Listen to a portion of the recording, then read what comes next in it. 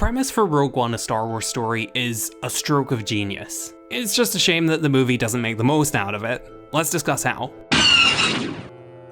Most writers, when attempting to fix a plot hole, say for example, how does shooting one tiny missile into one tiny hole blow up the entire Death Star, tend to just throw in a quick throwaway line after the fact. But the filmmakers behind Rogue One had a different approach, asking the question, what is the story behind the Death Star's weak spot? Maybe there's a story to tell there. Which, if you ask me, is way more constructive and frankly inspired. Arguably the main thing that the movie has to differentiate itself from other Star Wars films is its characters. Because it focuses on a previously off-screen detail of the fight against the Empire. Several transmissions were beamed to the ship by rebel spies. I want to know what happened to the plans they sent you. The movie isn't about a group of legendary heroes that brought a 30-year-old war to an end. It focuses instead on the faces in the crowd who never got the recognition but still did their part in the fight, which gives the movie a more grounded tone and a different perspective on the war than what we've seen from before in these movies. The main character, Jyn Erso, isn't bad. We initially see her as a child as her father, Galen Erso, was taken by the Empire to build the Death Star while she was left to be raised by the rebel Saw Gerrera.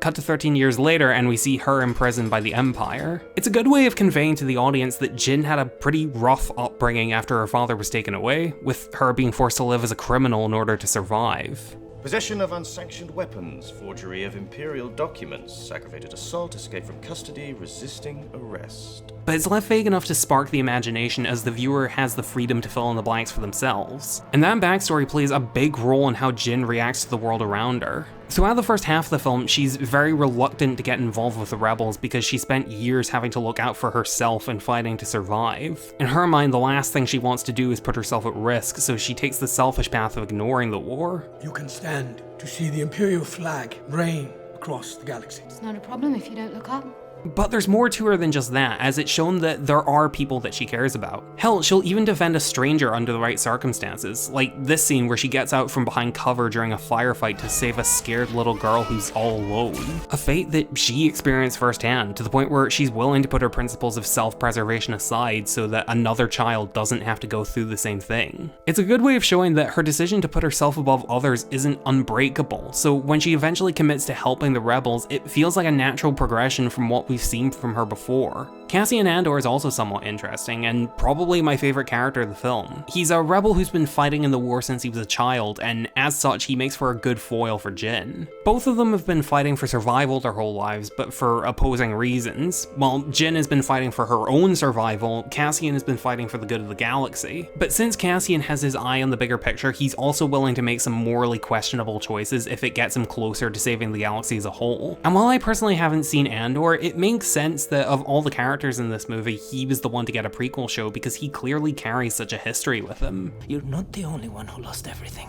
Some of us just decided to do something about it. K-2SO is also characterized pretty well. He's mainly used for comic relief, which, let's be honest, is just kind of commonplace for droids at this point. But his style of comedy is a lot more tactless than what we've seen from other droids. Considering he's an Imperial droid reprogrammed to be on the side of the rebels, it seems that while his goals have changed, his original personality remains. He'll work alongside the heroes, but he still acts rather cold to them. I'll be there for you. Cassian said I had to.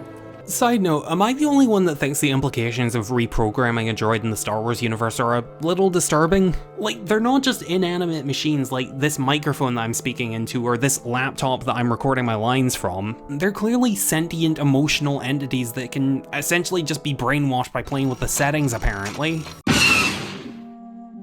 Unfortunately, while these three are interesting enough, the same can't be said for the rest of the characters, and considering that I've still got half the main cast to talk about as well as multiple supporting characters, that's not exactly good. So the Rogue One squad also includes Chirrut Imwe and Baze Malbus, whose name kinda sounds like a Pikmin enemy.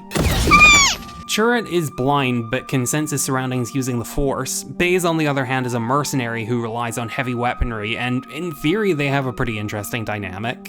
Baze doesn't place much faith in the Force and prefers to rely on more militaristic means of defending himself. Meanwhile, Chirrut is shown to be much more meditative and only tends to use the bare minimum in combat, preferring to hone his own physical capabilities. But they don't really discuss their opposing views on the Force that much, and they don't have much chemistry with each other or the rest of the team for for that matter. They just kind of tag along for the mission despite not really being invited, and then they're just kind of in the background for most of the movie after that. Baze refers to Jyn as little sister just before the climax, which is clearly meant to be a show of the bond that they've developed with each other over the course of the story. Except instead of being touching, it more just left me trying to remember if these two ever said a word to each other before that. And because of how little Chirrut and Baze get to do over the course of the story, it's hard for me to get an impression of them that goes any deeper than the calm one and the gun one. The second one. And while Jyn on her own is a somewhat interesting character, the people who raised her and made her who she is aren't so lucky. The first of which being Galen, who... Wait. Shit, I forgot there's another member of the Rogue One team, isn't there? Okay, so the other team member is Bodhi Rook, a former Imperial pilot who defects to the Rebels. It could be interesting to see a member of the Empire defect and become a hero, but we're not given much insight into what his life as an Imperial worker was like, how he felt about defecting, what inspired him to do it, etc. We're given some indication that he was close with Galen, who apparently saw the potential for good in him and trusted him to deliver the message to the rebellion, but the film does nothing to show what their relationship was like, how Galen grew to trust him, or what that means to Bodhi. Bodhi has almost zero backstory or characterization, and he's probably the most forgettable character in this movie. In fact, Bodhi, Chirrut, and Baze have such little characterization that it barely feels like the movie is even interested in them. They're just along for the ride and only contribute to the plot on rare occasions. And while Jyn on her own is a somewhat interesting character, the people who raised her and made her who she is aren't so lucky. The first of which being Galen, who serves as her main inspiration to stand up to the Empire and save the galaxy. But they're not shown to have much of a bond. The opening scene of them living together spends most of it with them apart as he tells her to flee from Imperial troops. Considering that the scene shows that Galen has traded his career building Imperial weapons for a peaceful life on a farm, it would have been good to open with them bonding as he teaches her about the anti-Empire values that she learns to adopt later on. And Saw Gerrera isn't particularly fleshed out either. Much like Galen, we never see any of what his relationship with Jyn was actually like. There's no exploration of how Saw raised her, or how it shaped who she is as a person, or how Saw grew into an extremist over time, and his abandonment of her is only told through exposition with no exploration of how it affected either of them. And Saw's extremist methods are given very little attention when it could have been interesting to show how different people have their own methods for fighting oppression, with some going to more violent and unethical means than others. Speaking of which,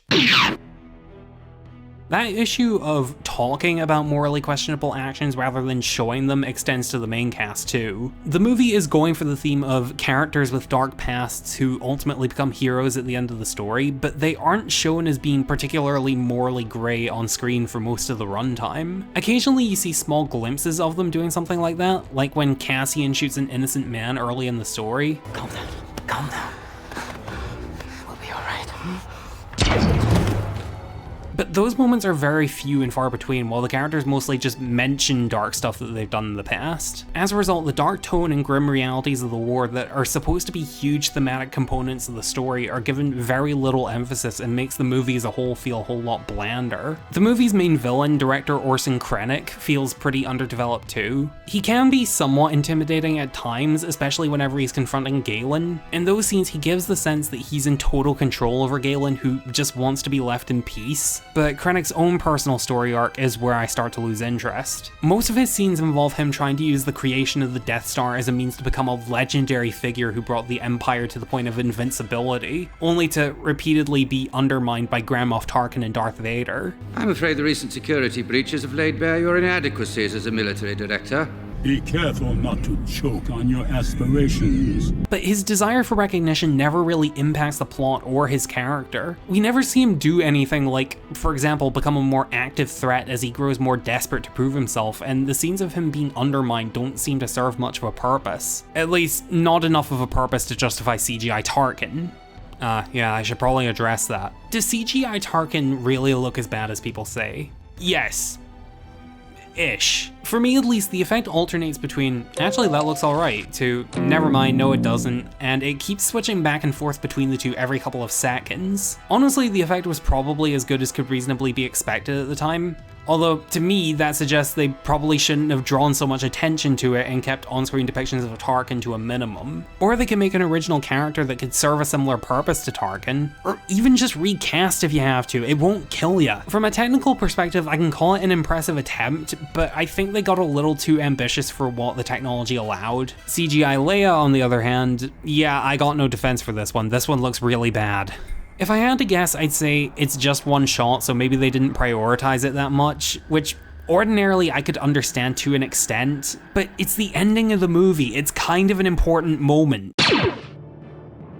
So, as much as I've complained thus far, I was actually somewhat enjoying this movie for most of the runtime. I mean, thematically and emotionally it's not great, but the focus is mainly on Jyn, Cassian, and K-2SO, who, as I've said, are interesting enough. But then the climax showed up, and that was the point when the movie officially lost me. I don't know if this is a common opinion or not, but for me, this climax is fucking dull. It's a mix of a shootout on the ground with a space battle going on above. That wouldn't be so bad, but the way it's done is so generic, and the vast majority of it just feels like noise. You would think that since the movie is trying to be a little different from other Star Wars films in terms of the tone and characterization, that they would emphasize that in the action, but it doesn't do anything we couldn't get from any mainline film in the franchise. The other action scenes in this movie have that problem as well, but there are at least hints of good ideas sprinkled throughout. Like this scene where Chirrut uses martial arts to fight off a group of stormtroopers. That was neat to see and not something the movies have ever really done before. I would have liked to have seen the rest of the characters using more of the abilities that are unique to them. Like, seeing as how the climax is about the Rogue One squad sneaking into an Imperial base to steal the Death Star plans, why not have it be a smaller scale espionage mission where the main characters have to lie and con their way past security and get into smaller fights in the moments when they slip up?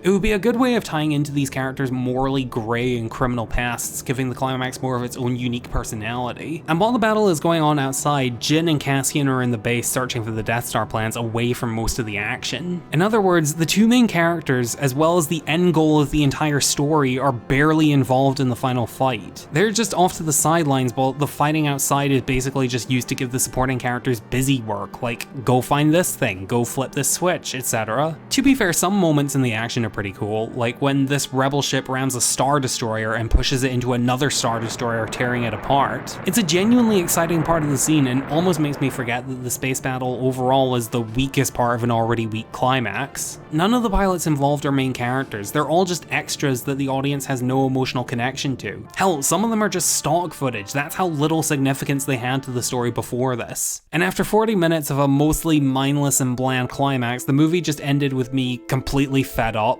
To the point where if you had asked me at that point what I thought of the film overall, I probably would have said I didn't like it. But upon reflection, I think it's okay. I still think it's a waste of a really good concept, but I enjoyed my time with it for the most part. If you haven't seen it, but you're at all interested in doing so, I mean, you're watching a review of it, so I would assume you have at least a passing interest. I'd say you'll have a fine enough time with it, or at the very least not a terrible one. Anyway, if you enjoyed, then why not consider checking out my last video that I have linked on screen about Sonic Colors. Was it as good as people say?